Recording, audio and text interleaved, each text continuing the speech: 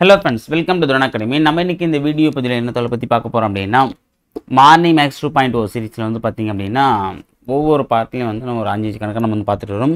So அந்த வகையில reasoning பார்ட்ல இருந்து இன்னைக்கு ஒரு 5 கணக்கு நம்ம வந்து பார்க்க போறோம். சரிங்களா? சோ இதுக்கு முன்னாடி போட்ட வீடியோ பதிவை பார்க்கணும்னா கீழ டிஸ்கிரிப்ஷன் லிங்க் கொடுத்திருக்கேன், அப்ப நீங்க பார்த்துக்கலாம். சோ இப்போ நம்ம வந்து பாத்தீங்கன்னா ஃபர்ஸ்ட் வீடியோ பார்க்கலாம். சரி. இந்த கணக்கு பார்ப்போம். 4, 18, question mark 100, 180, 294, 448. இதில் என்ன கேட்குறாங்கன்னா விடுபட்ட எண்ணை காண்க.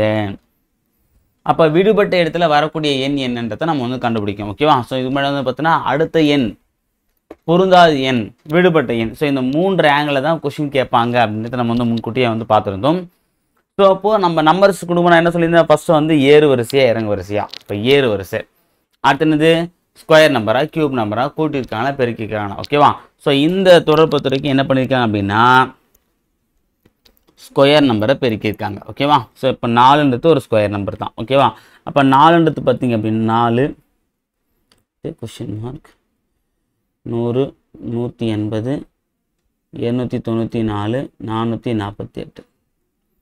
இப்போ 4ன்றது பார்த்தீங்கன்னா 2 ஸ்கொயர் இன்ட்டு 1, 3 ஸ்கொயர் 3 9 இன்ட்டு 2 18. இங்கே பார்த்தீங்கன்னா 5 ஸ்கொயர் இன்ட்டு 4 5 20, 5 25, 25 100. அப்போ இங்கே வந்து பார்த்தீங்கன்னா 6 ஸ்கொயர் இன்ட்டு 5.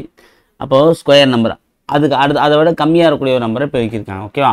ஒரு நம்பரை ஸ்கொயர் பண்ணி அதை விட ஒரு நம்பர் கம்மியாக இருக்கக்கூடிய நம்பரை பெருக்கியிருக்காங்க. பாருங்கள் 3, 3ஓட ஒரு நம்பர் கம்மி 2. அப்போ இங்கே வரும் 4 ஸ்கொயர் இன்ட்டு 4ஓட ஒரு நம்பர் கம்மி 3.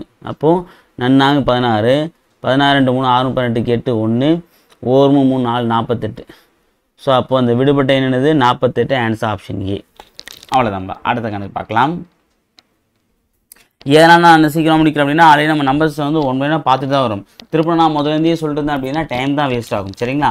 அடுத்து பாருங்கள், 3 பகடைகள் ஒன்றாக உருட்டப்படும் போது அனைத்து பகடையிலும் ஒரே எண் கிடைக்க நிகழ்தகவு என்ன? ஓகேவா?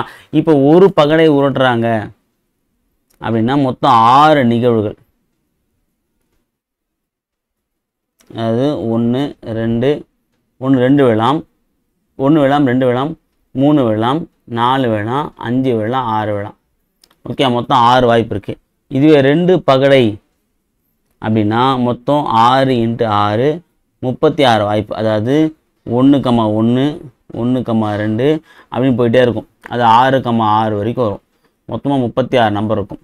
இது வந்து 3 பகடை அப்படின்னும்போது 6 இன்ட்டு 6 இன்ட்டு 6 6 36, 36 இன்ட்டு 6 216. மொத்தம் எத்தனை வாய்ப்புகள்? 216 வாய்ப்புகள். அவங்க என்ன கேட்குறாங்க, 3 படம் ஒன்றாக உருட்டப்படும் போது அனைத்து படங்களும் ஒரே எண் கிடைக்க. அப்போ ஒரே எண் என்னென்ன வரும்னு பார்த்தீங்கன்னா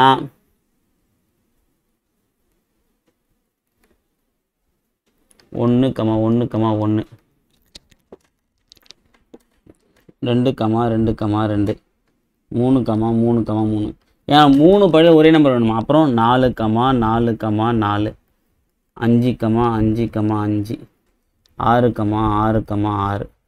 அப்போ ஒட்டு மொத்தமாக எத்தனை பாருங்கள், 6 வாய்ப்பு. அப்போ மொத்த வாய்ப்புகள் எத்தனை?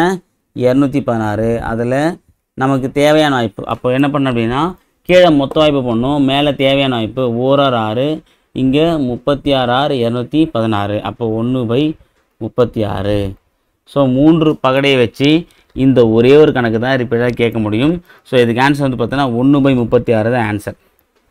இதுவே 2 பகடை ஓட்டும்போது அனைத்து பகடையும் ஒரே எண் கிடைக்க நிகழ்வு என்ன? இதுக்கும் அந்த ஆன்சர் வந்து நீங்கள் சொல்லுங்கள். 2 பகடைகள் ஒன்றாக ஊட்டப்படும் போது அனைத்து பகடையும் ஒரே எண் கிடைக்க. இங்கே 3 தூக்கிட்டு என்ன பண்ணுறீங்க அப்படின்னா 2ன்னு போட்டுக்கோங்க. இதை போட்டு நீங்கள் இதுக்கான ஹோம்ஒர்க் சம்ம கீழே வந்து சொல்லுங்கள். ஓகேவா?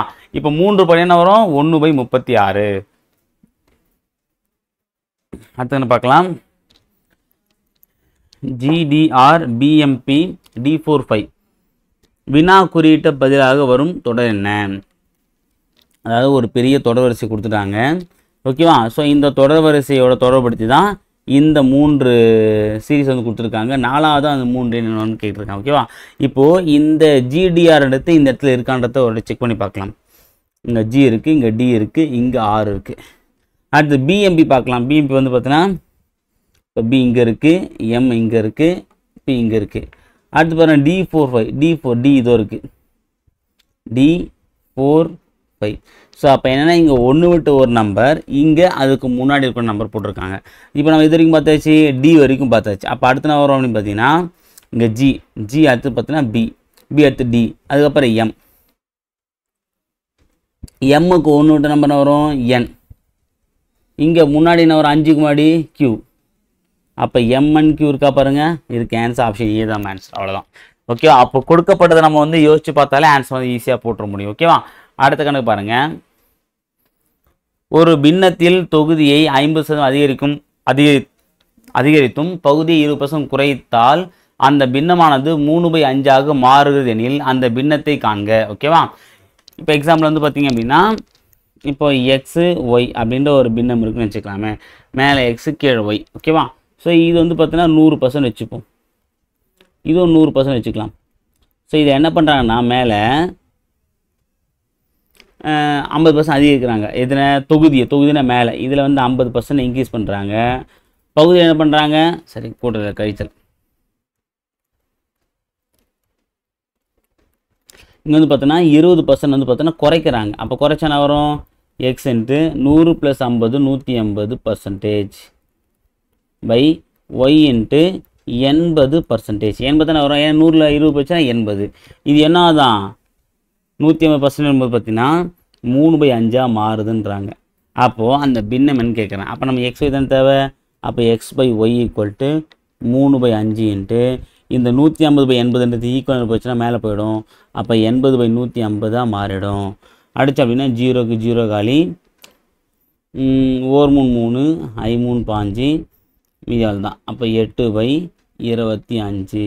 அப்போ ஆன்சர் வந்து பார்த்தீங்கன்னா 8/25. Answer option b. அவ்வளோதான். ஓகேவா? ஸோ இந்த கணக்கு நம்ம இப்படியே கூட போடலாம். இப்போ பாருங்கள் மேலே பகுதியெலாம் சொல்லியிருக்காங்க 8%. சப்போஸ் வந்து உங்களுக்கு வந்து இந்த மாதிரி போட தெரியல அப்படின்னா ஆன்சரை வச்சு கூட போடலாம். இப்போ 8க்கு என்ன பண்ணோம் 50% அதிகம். அப்போ 8ல் 50% எவ்வளோ, பாதி. 8ல் பாதி 4.